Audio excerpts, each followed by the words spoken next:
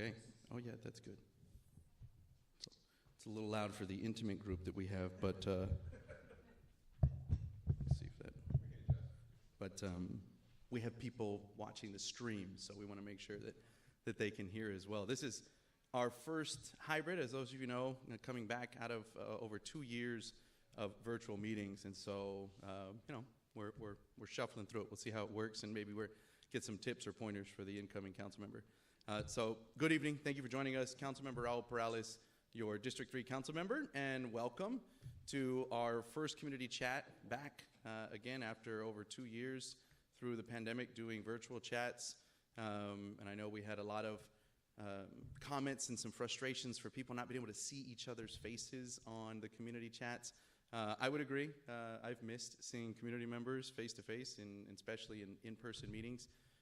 And so it's been quite a whirlwind, as we know. The last couple of years navigating through, the council still is in a hybrid environment. You know, our committee meetings. So we're still all shuffling through this, and next year I think things will start to hopefully get back a little bit to normal. And this is a transition towards that. And so we welcome and thank you for joining us tonight. And I want to say thank you to the CreaTV team, Chad, who you'll hear from momentarily. Open San Jose is where we are at. So a bit of a history at this building here, confirmed with Peter Allen from my team. Used to be Allen's Furniture Store. Your grandfather, who his namesake, so Peter Allen. And as some of you may recall, the Zanatos, which was great to have downtown momentarily, and then gone. And then the Tech Shop, which was great to have downtown, even shorter moment. And so we've had a vacant spot here in the heart of downtown, a tremendous space for quite some time.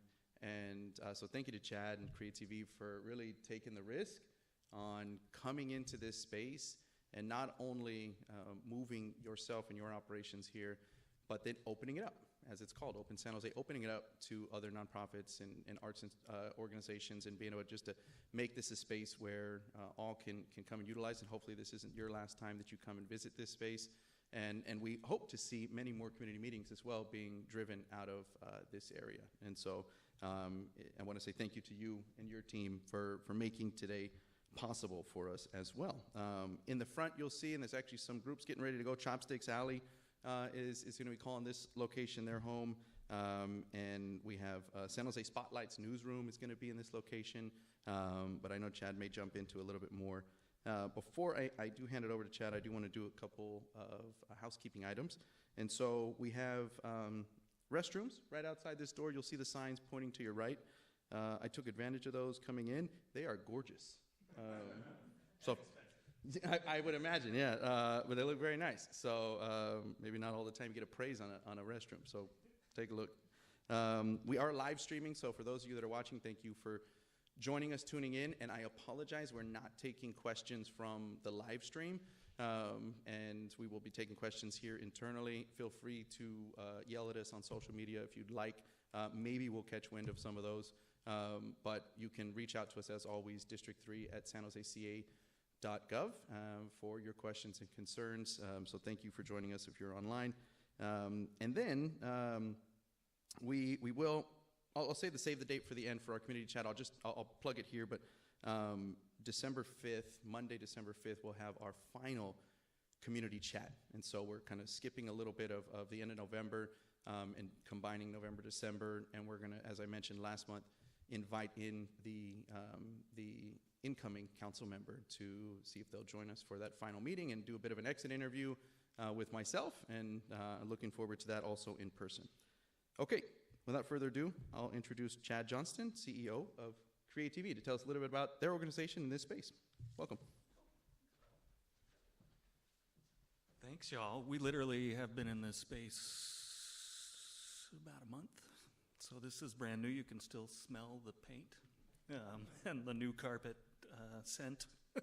CreaTV San Jose, so we're San Jose's community media center.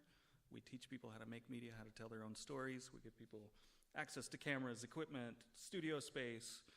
We run 4 channels on Comcast cable, so we have 3 channels there, plus Roku, Apple TV, all the other ones you can find us. And all of our content is really focused on telling the story of San Jose and the people that make San Jose special. This project is birthed out of sort of trying to solve some community needs. One is just affordable space for small and mid-sized nonprofits and organizations in San Jose. And so we invested the capital to upgrade this space, and then we're able to keep the rent low. So we have 5 other nonprofits that are coming in as our initial anchor partners. As Raul said, Chopsticks Alley, Art, Works Gallery, which is over by the Convention Center, San Jose Spotlight, Lead Filipino, NorCal Public Media. I don't think I'm missing anybody.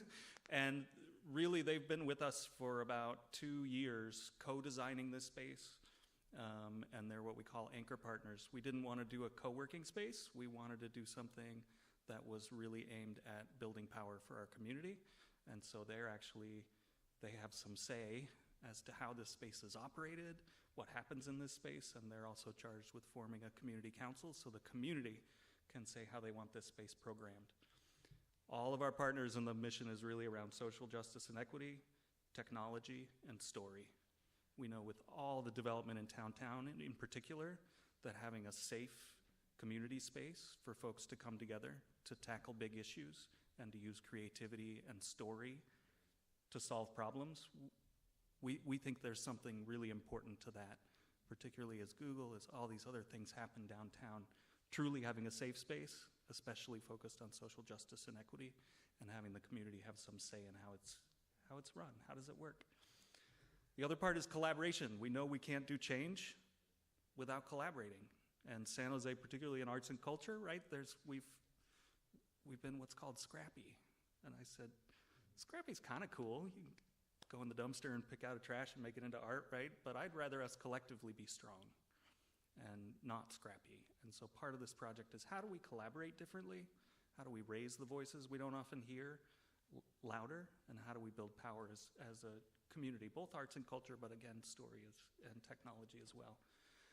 So all the space you see is available to the public at a sliding scale. If you are a tiny, tiny nonprofit or a community group, you will get in here. All of the spaces too are tech heavy. So the idea was to be, you could walk in and do physical space, virtual space, hybrid space.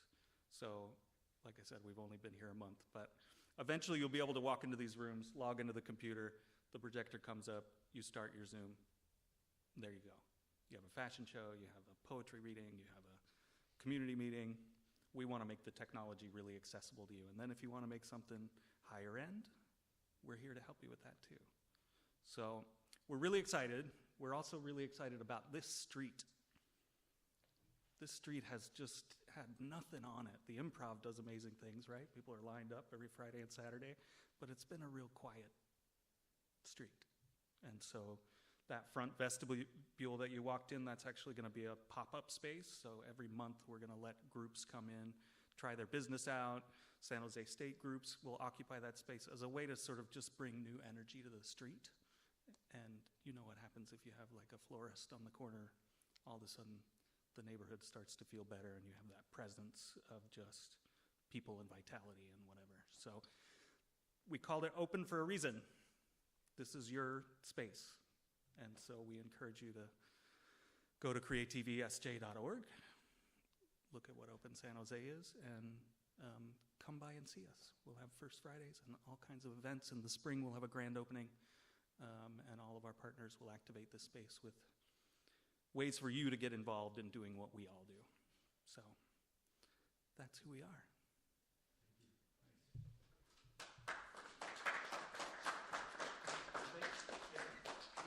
Second. Any questions for Chad before he takes off?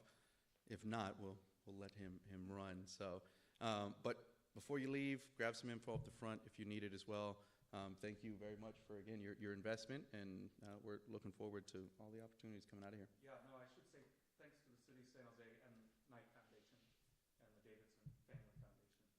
Without you all, without Knight Foundation, none of this would have been possible. So. Thank you. Thank you, Chad. Thanks, y'all. And as a plug for Valley Politics. We have Terry Christensen in the room, and if you've ever watched Valley Politics, I've been on the show a couple times, and that was getting filmed there as well, out of the CreaTV space. Still doing that you're going to do it out of this space? We'll do it out of this space for the first time now with our post-election show November 10th. There you go. All right. So looking forward to all the creativity coming out of the location here. So, and again, we thank Chad for his efforts. Okay, let's see here. October is National Arts and Humanities Month, and so we did want to recognize and be able to have a little bit of a conversation there. We are pleased to have Ron Muriera with our Office of Cultural Affairs. He's the Director of Arts and Industry Support, and he's going to share a little bit about what they're doing now and year-round to support the arts. So welcome, Ron. Thank you for being here with us. Thank you, Councilmember. Just want to thank Councilmember Peralez for inviting Office of Cultural Affairs and you've also been a champion and supporter of arts and culture here in San Jose, so thank you so much for all that you do. I am Ron Muriera. I'm with the Office of Cultural Affairs in the city of San Jose, and so it's a pleasure to be here. October, as the council member has said, is National Arts and Humanities Month. And what that is, it's a celebration nationally of the artistic, cultural, and creativity that is vibrant, and not just San Jose, but throughout the nation. And the Office of Cultural Affairs has, for many years, celebrated National Arts and Humanities Month with a proclamation from the City Council and from the Mayor, but also sharing with the community some of the creative campaigns that inspires San Joseans to be more creative. And I just also want to give kudos to Chad and CreaTV for creating this vibrant hub of creativity, because a large majority of the arts and cultural organizations that are here are also grantees of the Office of Cultural Affairs. So kudos again to CreaTV for what they've done to create a wonderful space, vibrant space for creativity. This month, in October, as we're coming towards the end of it, is We Create 408. And that is a campaign, you can see it up there, that inspires San Joseans and lets them know that you don't have to be an artist to be creative. Creativity lives in each one of us. And so what we have been doing, and this specific creative campaign from the Office of Cultural Affairs is spearheaded by Danielle Simbieda, and what we have is about 30 plus partners, community partners, arts and cultural organizations, San Jose State University, arts-related businesses, our city council members who have helped promote creativity in the city of San Jose. And it's a social media campaign. You follow us on Instagram and Facebook. And for the last, is today the 27th? The last 27 days, we've been providing what we call We Create 408 prompts on Instagram and Facebook. And what that does, it prompts you, it gives you a theme so that you can let your creativity run wild. Some of the past themes have been footsteps, and we've had so many posts about what does footsteps mean to you. People took pictures of their pets, paws, footsteps in the sand, a welcome mat, and a home.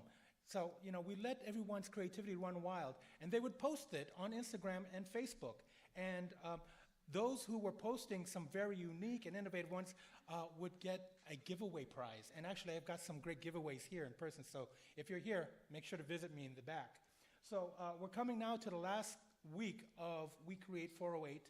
And so I urge San Joseans to really ramp up and participate. You can visit us at wecreate408.org. And there you can see the past prompts for the previous days in October and the upcoming prompts all the way to the 31st. And we get questions like, well, it's already past, this particular prompt. Is it too late? It's never too late to be creative. So even a past prompt, even as far as October 1st, you can still post, because it's all about sharing your creativity online and through social media. And I believe, council member, aren't you going to do a TikTok, or you're going to do something, maybe dance? I don't know. Well, I'm supposed to do something. I don't TikTok. But just for us, the council member was going to TikTok. But if not, then perhaps you can do something else on social media. But thank you so much for also helping promote We Create 408.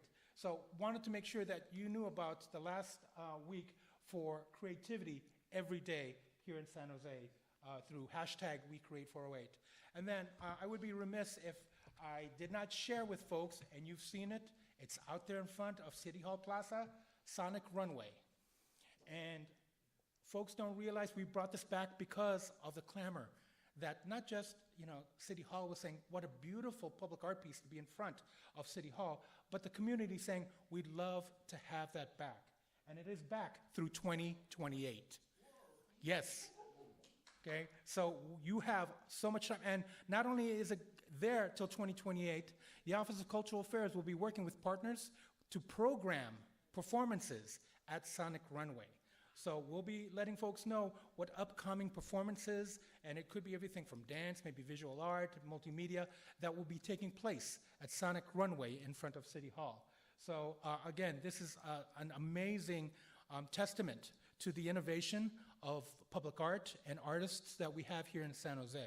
So those are some of the key things that we have happening. And of course, one of the key things that Office of Cultural Affairs also does is it supports its arts, culture, and creative community through grant making. And my team, Arts Industry Support, that is what we do. So we have our next cycle coming up, fiscal year 23 to 24. We will be putting out the guidelines probably sometime in December with deadlines in January. And so we urge arts and cultural organizations, the ones here at Open San Jose, as well as other organizations who don't know about the resources at the Office of Cultural Affairs, to visit us at sanjoseculture.org for upcoming announcements with regards to grants that'll be available. We also have our brand new 2023 Creative Ambassadors who will be announced. I can't say yet who they are, but it is yet another way that we celebrate creativity in the city of San Jose through our individual artists as well as our arts and cultural and creative community. So thank you again, Councilmember, for the opportunity to share what's going on at the Office of Cultural Affairs and celebrate National Arts and Humanities Month with We Create 408. Thank you, everybody. Before Ron heads back to any questions for Ron, anything on Arts and Humanities Month? Anybody else here want to do a TikTok? So. I just wanted to say. And we'll practice good. Is there a microphone that we can hand to the, just so we can hear online? Ron, I'll let you. Thank you, Councilmember.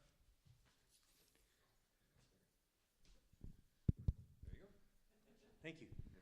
Yeah, I don't want this to be a heavy, but last night at the Planning Commission meeting, there was a project that was being reviewed and approved, recommended for approval by council. That'll come to council pretty soon. And it's going to obscure the Tommy Smith mural. And so I just think it might be appropriate for the Arts Commission to comment on that. It does look like the developer is looking at bringing the artist back in and, recreating it someplace else. But it seems like a thing that, I'm particularly proud of my city because of what we stand for in inclusion. That was a really dramatic moment that I think, shifted things in a good way. So, anything that can be done from your office to support, Councilmember Peralez has always been super supportive of this kind of thing. So, but we all need to support each other. So, thank you so much for the question. I'm also a former Arts Commissioner of 8 years. So I feel you on that. I will, and the Arts Commission actually lives within the Office of Cultural Affairs. We support them. So I'll make sure to share with the commissioners in terms of making sure that that's also on their radar screen, because they've been very supportive of anything, not just our public art, but anything that displays the creativity and cultural vibrancy of San Jose. So Juan Carlos Araujo is this year's chair. I should have said his name too. Yes. No, it's okay. Juan Carlos Araujo is our chair this year for the Arts Commission. So thank you so much. Two Juan Carlos, John Carlos and Tommy Smith, and Juan Carlos, the chair of our Arts Commission. So thank you again, Ron, and please, you can visit his table in the back, get a little more info before you leave if you'd like. Okay, now we'll do some updates as we've always done, go through some updates, and then we'll turn it over for Q&A. Again, unfortunately, if you're online, we're not taking the virtual questions. So it'll be a nice, intimate group, and then we'll wrap up for the evening. And so, a couple things. Libraries. On October 2nd, the San Jose Public Libraries opened back up, I should say, on Sundays and has Sunday hours. I celebrated at my neighborhood library, Joyce Ellington, with my son and my daughter and my wife, and we actually hung out much longer than expected. My son thoroughly enjoyed playing with some of the online educational learning tools, and we picked out 3 books, and he got to check them out himself with his own library card. And it actually was a tremendous place to be on a warm Sunday afternoon.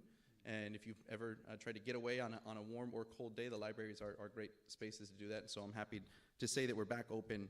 Not every single library in the city, but you can take a look at San Jose Public Library's website to see which libraries. In District 3, we have East San Jose Carnegie, Joyce Ellington, as I mentioned, and then Biblioteca Latinoamericana. Boards and commissions, we're looking for people to volunteer. As Ron stated, he served 8 years on our Arts Commission. We've had a number of people serve on our commissions. Pat, thank you for serving as well. And I know Peter from my team served on some commissions. Omar, did you serve on any commissions? Not locally. And so, but we have a couple vacancies right now in the District 3 area. Our Planning Commission, our Airport Commission seat, and our third one, Measure T Oversight Committee. And so if you're interested in being able to participate civically on a commission level or board level, we thoroughly need your community voice, educating and helping to advise the council on these important decisions.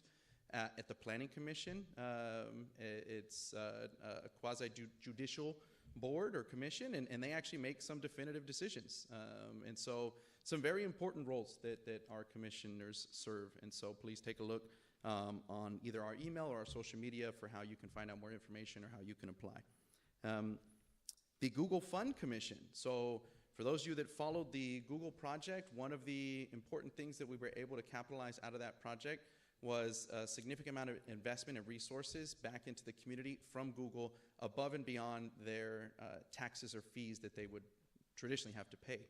And with that, we actually, rather than the council making the decision, the sole decision on that, or the city, even the city staff, we have created a body of public community members that will have oversight and direction on where those funds go. And so if you're interested in serving on that, the Google Fund Commission has a deadline that was extended. So October 30th is now the new deadline for applications. So just a couple of days away. If you are interested in serving on that, please take a look, or you can even come to our table and get a little more info if you're interested, and help decide where over $150 million of investment from Google is going to go into our city. So please take a look at that important role. Beautify SJ grants. So our San Jose Parks, Recreation, and Neighborhood Services Department is accepting applications for the 2023 program of the Beautify SJ grant program. I know a number of our neighborhoods have taken advantage of those grants in that program over the years, and we want to make sure that each of our communities has an opportunity to learn about that. And so the grants can be up to $5,000 for beautification projects in your community. Could be utilized for neighborhood cleanups, which I know Terry has helped to organize a number of out in the community, and other community engagement opportunities. So we've actually seen them utilized for a number of things, Halloween events, and so please take advantage of that. Again, if you're interested or have some questions about that, reach out to my office. We can help you understand and learn how to apply and take advantage of that. The deadline to apply for those dollars is next week, November 3rd at 4 p.m. So coming around the corner, so please, you can visit grants.sanjose.gov or reach out to our office on that.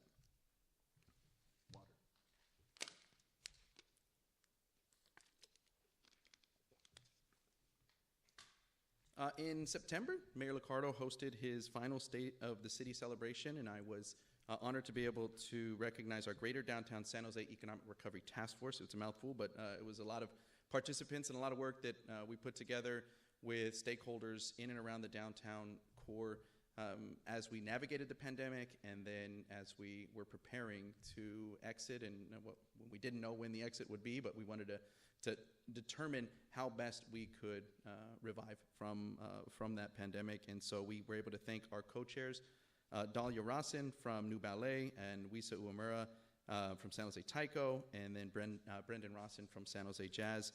And then we thank all the task force members for their participation in that. You can visit our website for more information on that, the District 3 website, for more information on the ongoing work, actually, that has stemmed out of that task force. Brendan Rawson is helping to lead some of that effort. We got a contract to help us continue some efforts of that. And I've been poked by Brendan to help join that committee next year in January after I term out. So I'm not going too far. But you can reach out to Brendan Rawson at brendanr@sanjosejazz.org to find out a little bit more about that as well. So as I mentioned, our next chat is going to be Monday, December 5th. Just confirming on the time. Monday, December 5th? Correct. Yes, Monday, December 5th. And we will be at the Corinthian Theater. We'll make one more announcement at the end here. But we're looking forward to having a final exit interview and an invitation to your council-elect. So, and we've looking forward to having that opportunity and have that conversation. We have one of your candidates here, Omar Torres. Thank you for joining us. Okay, and lastly, speaking of elections, November 8th, it's election day. So if you have not submitted your vote by mail ballot, I guess if you take my wife's stance, don't do it yet because she likes to receive mail up until the last date. So you can do it on the day of, but don't forget to turn in your ballot and drop off your ballot. And you can do it early if you want a safe bet and if you'd like the mail to stop coming to you. Omar, thanks. But please make sure you're voting. Extremely important. There's a lot of important elections up. Our mayor, certainly your council representative. And so please make sure that you're voting. Take a look. Educate yourself on the issues up and down the ballot. You can take a look at sccvote.org for our Santa Clara County Register of Voters website to learn more information. And hopefully everybody has their ballot. They should all be in your mailbox. So if you don't have yours yet, reach out to Santa Clara County Register of Voters as well to obtain yours or a replacement for one.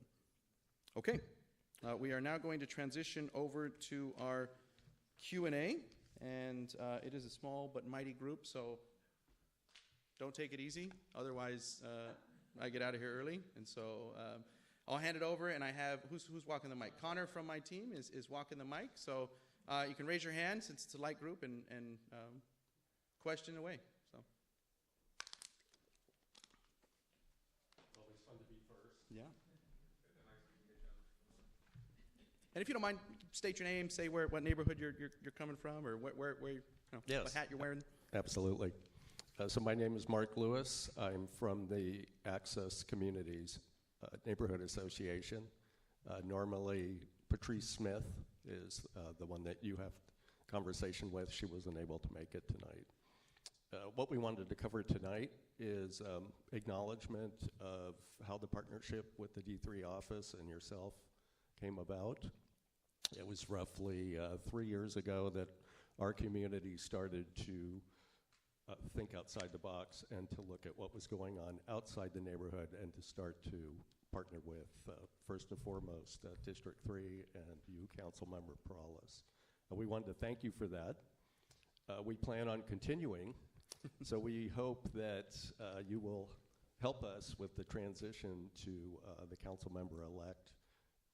And we plan on being at the upcoming meeting, and maybe that would be a great opportunity for us to be recognized for what we've been trying to do and to help with the transition. The other, and I spoke to you about this in person just a little bit ago, we want to wish you the best success in your transition to San Jose PD. It's a great place, we feel, for you to continue to service the San Jose community. Thank you. Thank you very much. Anybody else wants to pile on the kudos, go for it. I'll take it. You can save them for next month for the exit interview if you'd like. But no, thank you so much. And that's part of our goal and ambition on actually inviting in the councilmember-elect to the next meeting is we want to be able to have a nice handoff and give an opportunity not only for the community to be able to have a chance, to do a meet and greet, but we're going to be doing a number of handoffs with the next council member, and as you know, things right that will carry over to the new year. We are prepared and ready to do that, and so looking forward to that opportunity next month. But also just being able to work hand in hand with the incoming council member. Any other questions? Sure. Are there any, as you approach the end of your term, any policies, any initiatives that you're looking forward to, either seeing to fruition, passing along to the next office, or just doing more on and digging into these last couple months? Yeah, we certainly have a lot that has been on the table over the years. I've had to come to terms with the fact that there's a number of things that we would like to have seen accomplished by the end of the term, and we'll talk about that maybe next month as well, that may not be fully completed by the time we leave office. But as we're sort of rounding out the year here, there will be a couple of important items coming to the council, not necessarily things where we've directly led on, but it'll give us an opportunity to have some debate here at the end of the term, end of the year. We were excited to wrap up a couple policy items earlier this year. As we know, the priorities for our district and our community has been number one, homelessness, public safety, affordable housing, right, tied into the homeless issue. And so we have been working on a number of these issues as we've gone through the years, and we've had a lot of successes. We'll share that as well. Next month, we've been sharing that through our newsletter and social media, just the work that we've been able to accomplish over the years. And so, in general, but we'll talk a little bit more about that too in next month. Terry?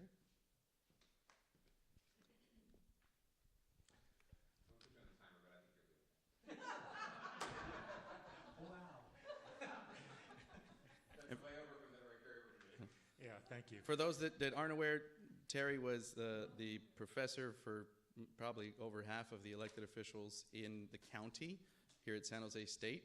I was not one of them, so I missed But out. that's all right. We're going to add a few after this election. So speaking of projects that haven't quite been completed yet, thank you very much for all your support for the Five Wounds Trail and for the planning around the BART station at Little Portugal. But those are not anywhere near completed. However, in the last few weeks of you're in office, if you could get the real estate department and Nancy Klein to sign off on the easement that the Valley Transportation Authority is prepared to grant the city for free for the railroad right-of-way that will become the trail, that would be great. I will do my best, and I've been proud to work with you, and thank you, Terry, for being a champion. For those that haven't been out to the Five Wounds Trail, a mix and myriad of old railroad track and dirt space and a place for illegal dumping and you name it, and it's a terrific trail along the kind of the runway of the Coyote Creek and going through, traversing through all of District 3, and will be a tremendous trail for biking and running and hiking, and but it's been quite the effort to try and get resources from local agencies in the state, and but I think some of that will continue to usher on, and whatever we can't complete, that'll be part of the to-do list for the incoming council member. There'll be some important decisions still coming forward as well before the year is out on some of the other projects you mentioned, like BART Phase 2 within VTA, as I serve on the VTA board, and but those are also 10 years away from us really seeing the fruits of those labors. So, but I look forward to that as well. Thank you. And of course, one more, the candidate slipped out just because we were getting into what's next. So Oh. Any other questions? If there's no other questions, then you're going to have to just grab some food on your way out. What are you going into next? So I'm going to back to the San Jose Police Department. Yes, Patty's excited. Her son was one of my field training officers, so San Jose is a small world, as y'all know. Can't wait till your chief there. Patty's a little overambitious. I don't know if I know how the police feel, but as you know. no, but I'm excited. As most of the community knows, I was a San Jose police officer for 8 years before joining the council, and have stuck on as a reserve officer, and look forward to returning to the police department in January. And so continuing to serve our community, and been a lifelong resident here, and I'm living in the downtown, and so I look forward to continuing to work with many of you, and we'll see what capacity that may be next. So, but yeah, I'm excited about that. Thank you. Okay, so I'm And you Mike didn't with share the- your name and your hat with us, so if you want to share that with us. Oh, San Francisco Giants, go Giants. Not that hat, the hat that you're wearing in the room. Oh, okay, yeah. No. Yeah, I don't know if we're going to get judged or not, but hopefully. No. Yeah, so Mike Sodergren with the Preservation Action Council. I come from the snooty side of town in District 10, and yet his door was always open. And I just want to say, you know, we have found that most of the preservation issues in the city, this is ground zero, right? We also understand the bigger picture of if we want to protect our hills, if we want to protect Coyote Valley, unfortunately, the pressure comes back on District 3 to solve the problems. And my particular comment is to Councilmember Peralez. There's no question in our mind that you have the most difficult job on that dais, bar none. I think even more than the mayor, quite frankly, because this is the most dynamic of the districts in terms of what's happening in terms of development. Your fingerprint is going to be all over what's happened. We don't always like the decisions, you know, when it involves the demolition of a historic building. But I have to say, you know, all the people that we've dealt with the city, and there's a lot of good people in the city of San Jose that are on staff and serving on the dais, there is none that we trust more than this man here. So thank you very much. Thank you. Thank you very much, Mike. It's been a pleasure to work with PAC-SJ. For those that aren't aware of the Preservation Action Council, if you enjoy seeing some of the history of the city that's been preserved throughout the years, you likely can see the thumbprint of PAC-SJ on that. And anywhere from signs to buildings, really it's been tremendous to work with you. Many don't know, I was a dues-paying member of PAC-SJ before I was even elected. I've loved history my whole life, and especially the history of San Jose.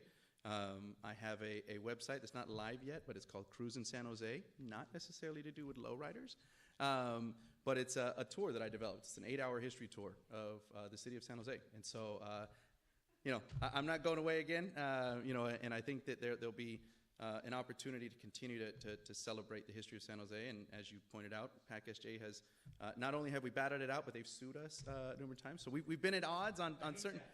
We've been at odds in certain projects, but we've also made some historic saves and preservation for those that saw the Palestine House getting moved. You know, it was a tremendous feat. And so I've enjoyed working with PAC-SJ as well, and you know, I appreciate the compliments. Thank you. I have a bad question. Yes. Microphone coming.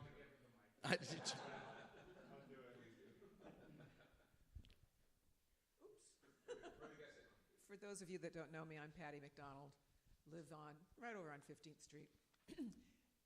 Anyhow, you know, I was the president of the History Museum, of San Jose History Museum, when the Fallon statue was built and put where it is, and there was a long fight, way over a month or 2 months, and I was on that committee as to where to put it. Whereas the Tom McHenry at the time was the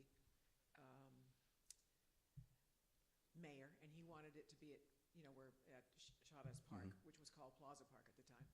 So this question involves, I think, art and history. Why are they really going to take it down? Because it's going to cost so many thousands and thousands and thousands of dollars to do that. Why can't we use that money to preserve parts of our neighborhood, to bring things better in our neighborhood? And that is a historical statue, which is near the Fallon House that they're not tearing down. I don't get it. I don't get it. Yeah. Do you have any ideas as how this can be preserved somehow? I do. Not necessarily, I think, that would be feasible, but I want to share. So first off, thank you, Patty, for the question. First good real question of the evening. So everything else been softballs.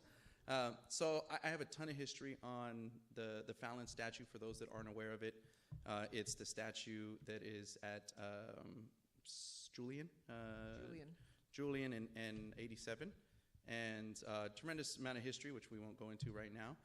But the Fallon statue went through a process through our Arts Commission last year, and through the Office of Cultural Affairs, and was decommissioned by the city, meaning because it was a piece of art that was commissioned by the city, so there's actually a formal process to decommission a piece of art in the city. And the fate of the Fallon statue is to be, at the moment, to be stored. I don't know when the timeline is for that to actually happen, to be honest with you. It's still standing where it is today. Any votes of the council that I've learned over the last 8 years can be changed almost on any given Tuesday. It's really at the will of the council. That doesn't mean it happens in a snap. Like the Fallon statue, it had to go through a decommission process to the Arts Commission, and so it would be a bit of a process. I don't think the will of the council is there to do that, and we do have half the council turning over next year. I don't foresee, if I was a betting man, I don't foresee that issue changing as far as the decision goes. So I do think the fate of the Fallon statue is to end up ultimately being stored at the moment. But timeline-wise, what that looks like, I couldn't share with you. So I had heard that the money to take it down was $175,000. I don't have it off the tip of my tongue, but it sounds about right. It's very expensive. It's a heavy Outrageous. piece of art, and so it is an expensive piece to just remove and move. And so yes, it's costly to do so, but that is the current fate. And if anybody would ever like to talk to me, because I was on the committee for more than a month with arguments after arguments, and I won't get into the details on that, I'm happy to talk to anyone. Thank you, thank you. And it is Arts and Humanities Month, right? And I think it is important to recognize art is not without controversy, right? I mean, it's, quite frankly, it's not, right? And it invokes conversation, feelings, and controversy. And, and it also changes, right, over time, right? What the interpretation of something was 30 or 40 years ago to what it may be today and 30 to 40 years from now. And so, I appreciate you bringing up the issue, and it was a controversial topic now for 20 plus 30 years within the city as it's gone kind of ebbs and flows. So, yeah, thank you though. Somebody else. We're getting warmed up now. Now we're going. Now we're going. I live off North 21st. My name's Kimberly, and I'm adjacent to the Marine base area, so a lot of exciting things happening. One of my questions is with the Guadalupe River Park, I know a lot of the unhoused have been moved, but I'm not sure, like, what was the program for those people who were there? Like, I see some things still there, but I'm not sure. Yeah. Because it really impacts us because we're off heading. A lot of the people, they commute back with the new Safeway there. They sort of like to, there are people living over there, so I don't know if there's like legal encampments next to the flea market. So you see a lot of activity. Yeah. So I was just wondering what the process is for people who had to leave From Guadalupe area. Yeah, so, and good question. So the Guadalupe River Parkway area, where we had the city's largest encampment, we had at one point close to 400 people, and it actually was at the onset of the pandemic when the city stopped doing abatements of illegal encampments. And I will mention, there's no legal encampment in the city. Every single encampment that is out there in the city is quite frankly not legal or not permitted. That is something that I'm bummed that we didn't get to succeed at. I fought for a couple years, actually about 5 years, for trying to create sanctioned encampment areas where we actually could relocate people and allow them to encamp, knowing that what we've been doing, which is just shuffling people around as we abate them, and typically within 48 hours, they'll land right back or nearby from wherever we abated them. And so during the pandemic, we stopped. We stopped abating people, and there was a number of directions or recommendations as to why. The Center for Disease Control to the county on why it was important not to continually disperse people around and break up pods of people. Nevertheless, it was over a year where we had not done any abatements, and because of that, we had a number of locations throughout the city that became heavily encamped. and entrenched, where people had enough time to build up structures, two-story structures, and and really make homes out of those locations, and to the point where the Guadalupe River Parkway area, again, over 300 people in total at different points in time along the span of it. And shortly after that encampment became entrenched, we got a notice from the Federal Aviation Administration, the FAA, on a requirement to abate that encampment. And I don't want to dive too deep into it, but the reality was that the FAA had some authority over that site and an ability to restrict millions of dollars of funding from the airport that they were demanding that we clear that encampment. We worked with them, and we bought ourselves over a year to clear the encampment, knowing that it was going to take a significant amount of time and resources to try and, even if we were just abating the location and we weren't trying to relocate people, it would take a significant amount of time. But from the council's perspective and mine, we wanted to try as hard as we could to relocate people rather than just abate them from the area there. I will be blunt, right? We weren't successful in relocating every single person that was there. There are still a number of people that are there. They're no longer in the FAA restricted zone. So where everybody that is still remaining has transferred to is Columbus Park. So Columbus Park was a fairly underutilized park on the list for redevelopment, or not redevelopment, a reinvestment in the park. And so it was pretty underutilized even before the pandemic. And because it became known as an area that was not on the FAA clear list, a lot of actually our RVs relocated to that site. So what you see today is the area that we cleared is still fairly now unencamped, uninhabited, but we have, I want to say around 40 plus or so individuals, RVs, that are in the old, or that are at Columbus Park. A number of other individuals were able to be rehoused temporarily, whether it was hotel motel vouchers, through our permanent supportive housing or tiny home projects, but we just simply didn't have enough locations, and that's our problem, right? That we know that we have. We don't have enough shelter to relocate people to when we clear encampments. And so absolutely, people that have been abated from there, a number of them just picked up and went elsewhere. Another attractive location is Coyote Creek, very similar to the Guadalupe River Parkway. And that's, as you point out, near the Safeway there, along where you're living, and up and down the Coyote Creek is a location that even before the abatement, there were hundreds of people that are living in and around the Coyote Creek area. The likelihood is that a lot of people relocated there, and they just relocated to all different spots, right, throughout the district and throughout the city. And so we have ongoing challenges, as we know, and we are working now. We actually had a discussion at the council on Tuesday on the clearing of Columbus Park, because that is slated to be cleared next, even though it's not in the FAA zone. Actually, the park renovations are supposed to be getting underway soon.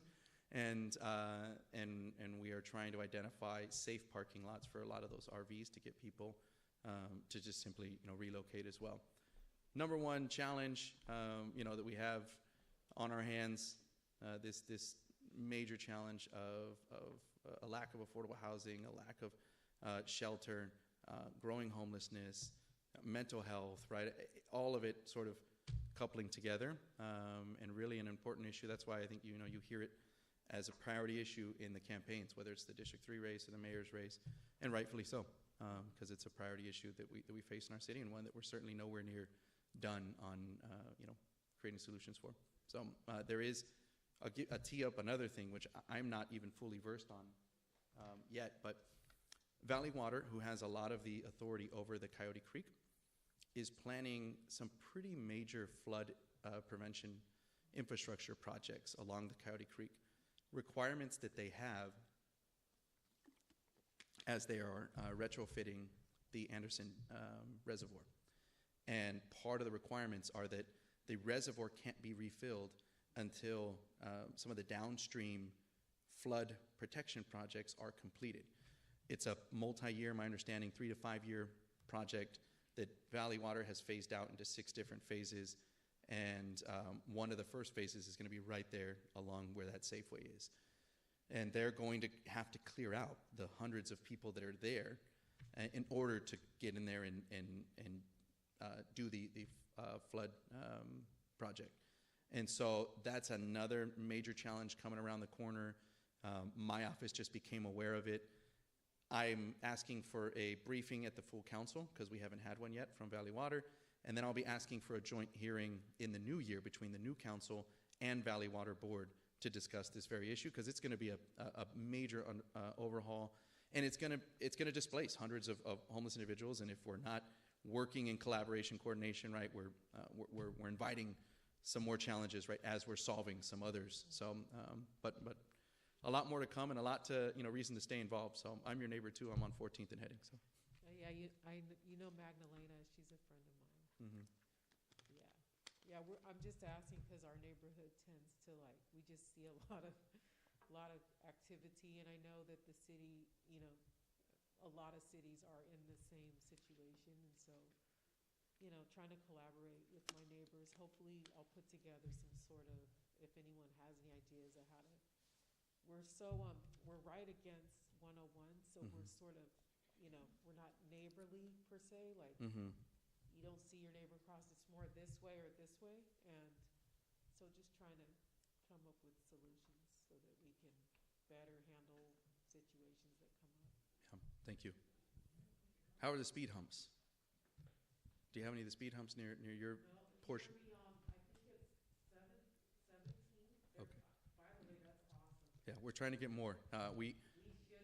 Yeah, we ran through some challenges, and we were able to work out some kinks with DOT that hopefully will make it easier for every single council member to be able to work through the process of getting speed humps. Sometimes we get those gentlemen that like to practice their spinning. Donuts, yeah. It's not Yeah. really bad.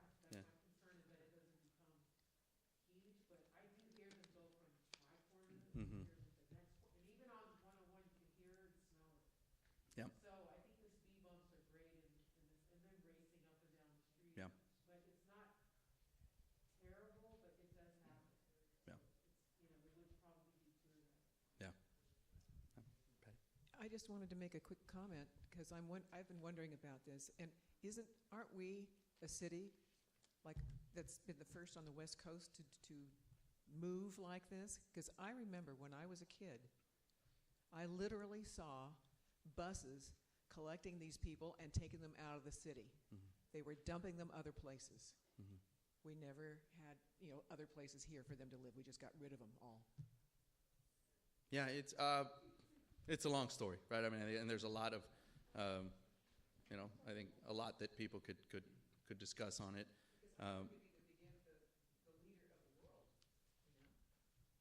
Yeah, well, we're definitely not moving people, right? We don't move anybody unless they've been arrested, right, by law. We're not moving anybody.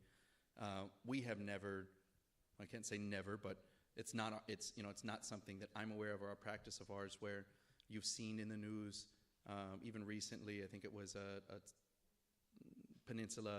Northern Peninsula Police Department that dropped off a homeless individual in San Francisco. That made some news.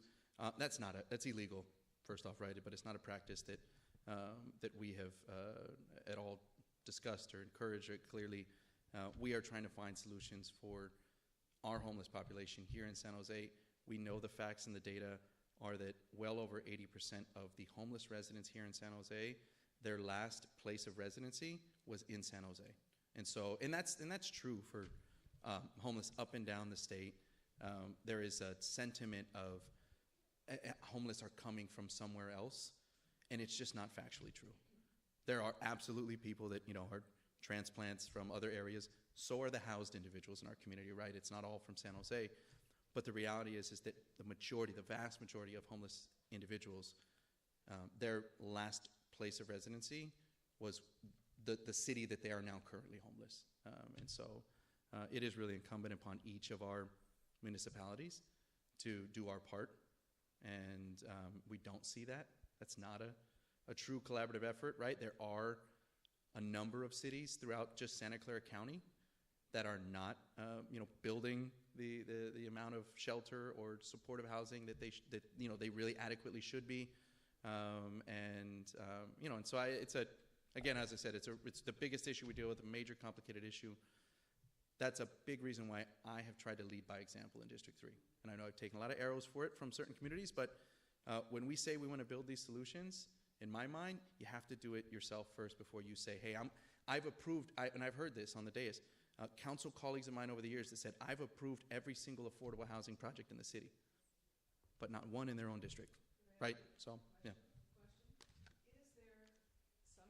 Is there some kind of a movement that is going on with, because I believe that all of this is from their depression and they've just left their lives. They don't think they have a life at all. So is there a solution to help them see or think of maybe a little fun or opportunity? And once they feel that, they'll grow a little bit, grow a little bit, grow a little bit, until they can finally say, I did it, I did it. So to grow out of it instead of being there and deeper and deeper and deeper. Yeah, it's so complicated when you look at why somebody became homeless, what's kept them right from exiting homelessness, and honestly, if we had 10 people here that were currently homeless today or formerly homeless, they would each have a totally different story on what led them there, right? You're talking about things like medical emergencies or injuries, right? A form of disability that ended up on the street, right? Loss of job, divorce, right? Mental health, so many things that could lead you onto the track of homelessness, and then, trying to exit that, I can't even begin to understand how challenging that may be. My own uncle lived and died his last 5 years on the streets of San Jose at a very young age, and struggled, right, with drug and alcohol addiction. And when you're out on the streets, right, any one of us would likely go crazy to some sort, right, or be depressed and you name it. And there's a lot of coping. And so, again, it's a myriad of challenges. Why it's not so easily solved through, hey, let's just get people housing, because that's not going to solve it. Hey, let's just get people a job. That's not going to solve, right? It's literally, there has to be a catered approach to every single person that's homeless, because each one is going to have their own individual challenge. And we know we have success because we've seen it. There may be some people that you all can recall over the years. I'll name off two by their street name. We had a gentleman by the name of Blanket Man who used to walk around downtown, fairly tall African-American gentleman, decent stature, and always walk around with a blanket over his head like a ghost. And after many years of outreach and services, he was one of the individuals that was housed at 2nd Street Studios, our very first 100% permanent supportive housing development in the county that I helped champion right here in District 3. And you wouldn't have even known who he was months after he got housed. And we had another gentleman by the name of Rambo, who used to be in St. James Park. And again, after years and years, he was a hoarder, and so you would see him, hoarding tons of stuff. And after years and years of outreach and trying to get him into programs, finally took. And again, you don't see him today, and he is successfully housed. Path People Assisting the Homeless has been our direct outreach provider in downtown. So we know the successes. But truly, it's very complicated work. Again, it's individually tailored, and we just, quite frankly, we need a lot more solutions and more resources to combat that problem, and better collaboration, across the board, because it's not going to be the city that solves it, right? It's not our housing department. It's not just, the county or the state. It really is a collective effort that we need. Thank you. Other questions? Again, we're finally getting exciting here. So the meat and potatoes, I feel like the old days. So going once, going twice. All right, Ed. You wait till the very end, Ed. Please introduce yourself. Yeah. Testing 1, 2. Yep, you're good. Okay. Yeah, I'm Ed Berger. I live in the north side, and I wanted to say the speed humps are fantastic. Thank you so much for your support in putting those in. I live close to 21st and Washington, and it even encourages me not to use 21st Street. So, go up Washington rather than go down across the speed humps. But I wanted to ask another question about the downtown core. How is that doing? I know that the pandemic kind of shut everything down, but at the same time, it looked like new apartment complexes were being built, and the population was increasing, but the retail and I guess the restaurants and the nightlife were suffering. So now that things are better, I just wanted to ask, how's it going now? Yeah, the only thing I'll say is things are not necessarily better, but they are improving, right? And yeah, downtown was hit tremendously hard through the pandemic. We had a number of retail establishments that closed up shop, and we have had an exodus of businesses.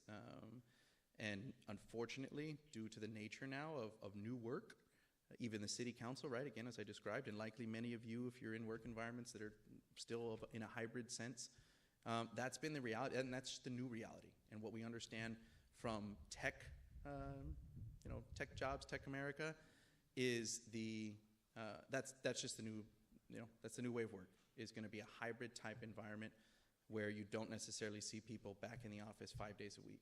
I think we'll start to see people more and more as the months and years go on.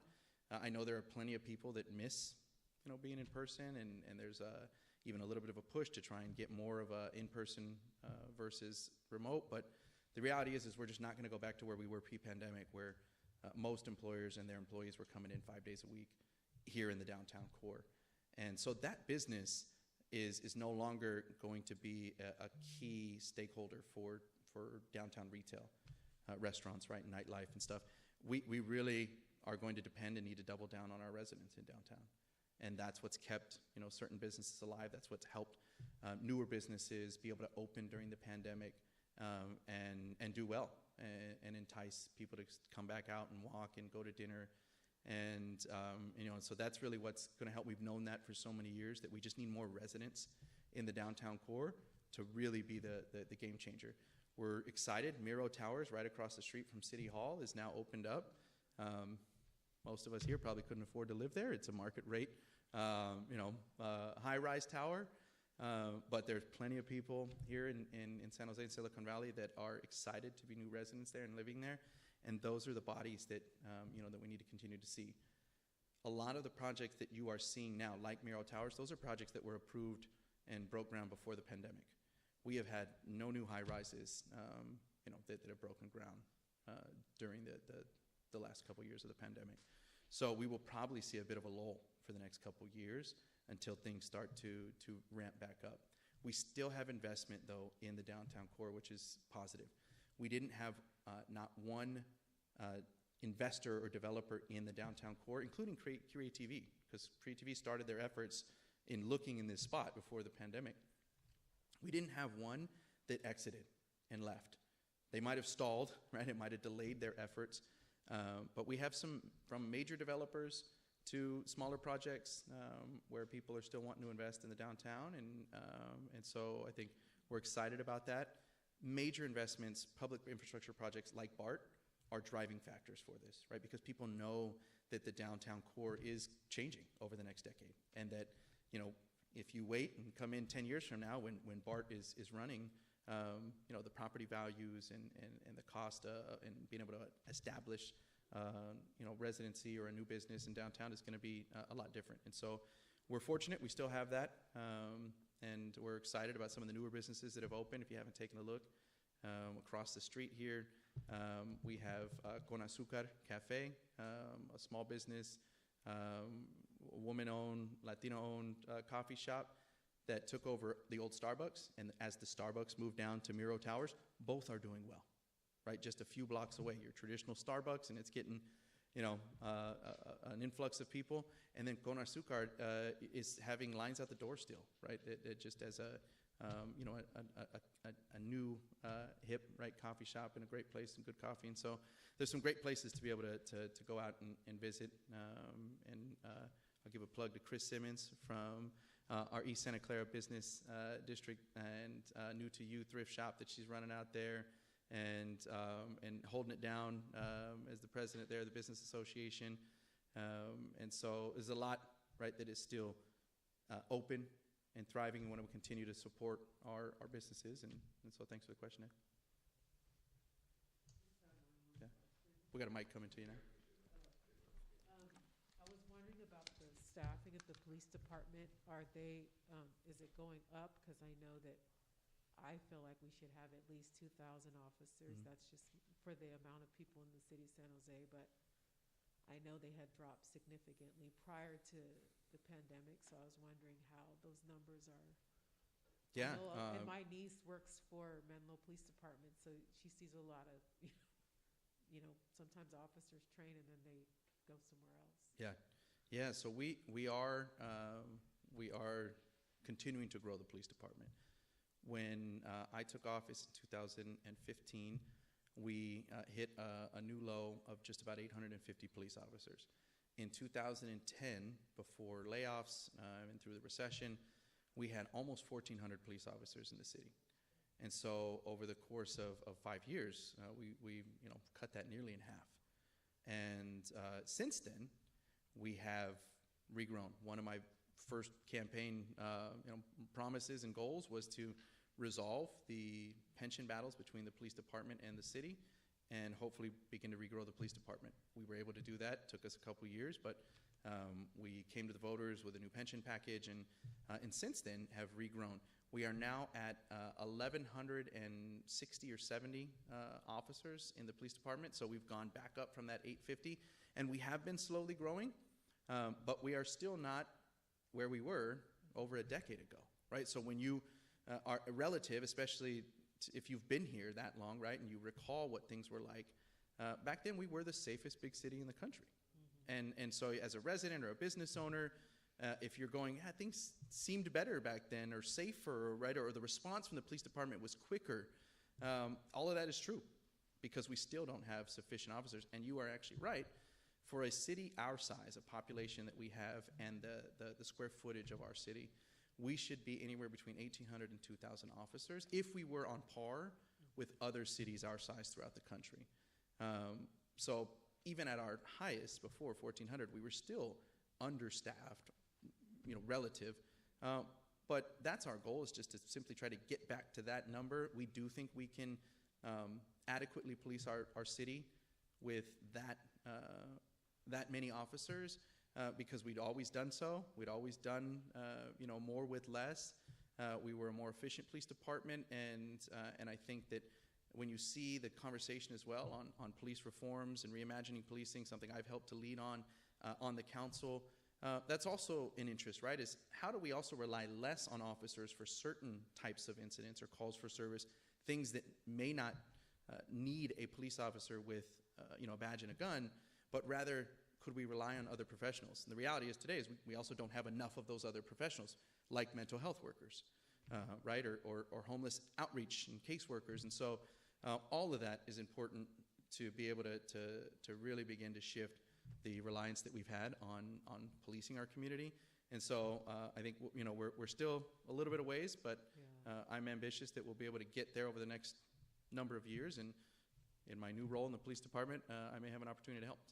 Also, is the community officers, they're out there as well. So they're more, I guess, to sort of keep the peace, right, as opposed to an officer. I mean, they're really great. I've had a couple come. The community service officers? Community service officers. Yeah.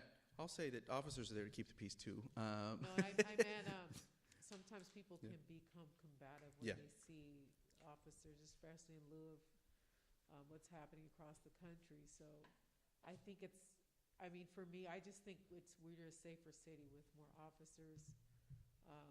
But I've seen the community officers around as well. So I didn't know if that's sort of something they've added with the lack of police officers. Yeah, it actually it wasn't because of that. So it wasn't to offset or supplement the lack or the loss of police officers.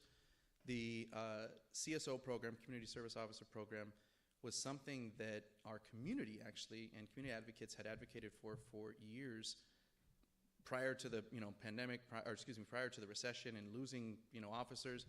And it was more of an internal battle of negotiations between the police union and the city, and a number of cities across the state had implemented CSO programs decades ago.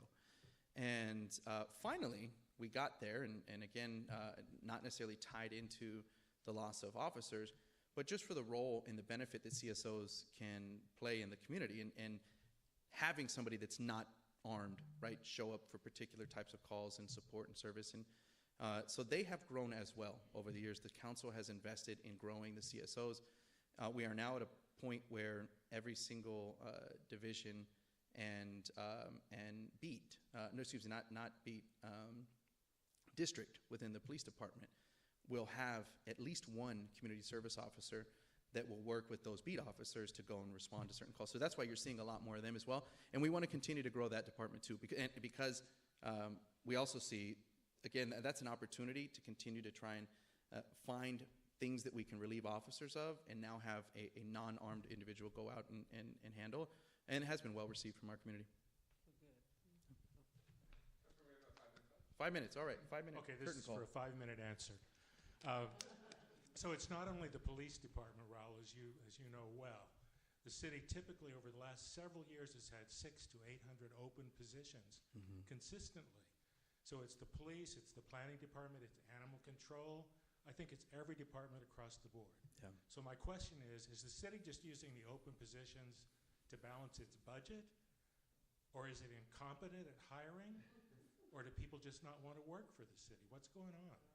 Yeah, it's more number three, believe it or not. And it's not that they just don't want to work for the city. It's that we are not competitive enough when it comes to private sector, and unfortunately, other cities in the county and other cities in the Bay Area that have better tax bases and an opportunity to entice away new hires with a better salary or benefit package than the city does. And so we've struggled. We've struggled to be able to recruit new hires here within the city, and a lot of those vacancies are there because of that. I wouldn't say close second, but a second in that is our own internal hiring process. And it's not for a lack of interest, because I'll tell you, city staffers that are short 30% in their departments are not excited about taking on more work. But something that I learned over the years, the process of recruiting, interviewing, onboarding, training a new hire in a department that's 30% understaffed is an additional strain on that department. And so they only have a capacity to do so much recruitment and interviewing and hiring and onboarding, right, and training any given month.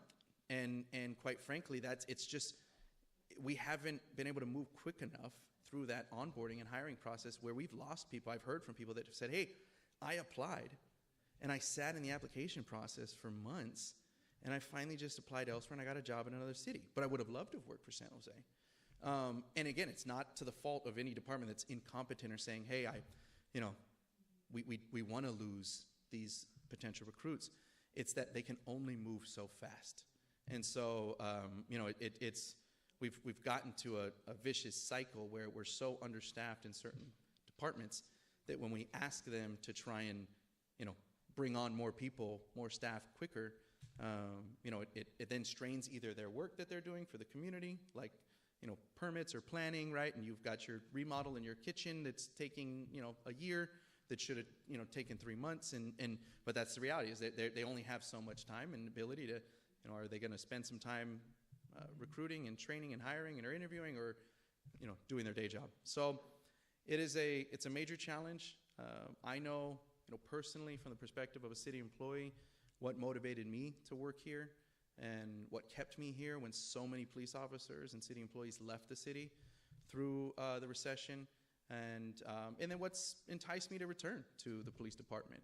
So I know there are people there that share that same interest and value. They want to work for the city, but we absolutely need to do a better job at, at making that process easier and at offering better competitive pay and salary and benefits for city employees if we're going to address this problem of, as you pointed out, 700 we had just at the beginning of this year, actually, 700 vacancies citywide. So, yeah. Are we at time, or? We are very much at time. Okay.